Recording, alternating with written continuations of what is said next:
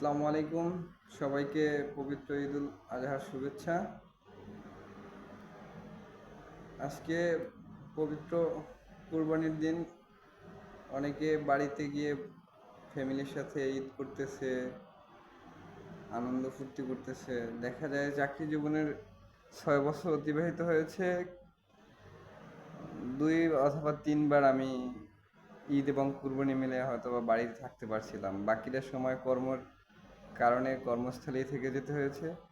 তারপরও দেখা যায় দিন শেষে মানুষের গালি, মানুষের তুচ্ছ-তাচ্ছিল্য, বাকাত কথা, এর থেকে এড়ানো সম্ভব না।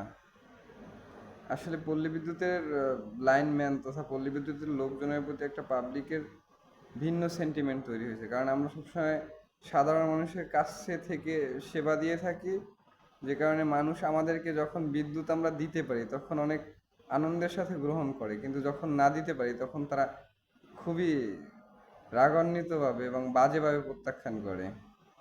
তো এটা মেনে নিয়েছি এবং সব কিছু ত্যাগ করতেছি, পরিবার পরিজন ত্যাগ করে মানুষের সেবার জন্য কর্মস্থলে থেকে গেছি।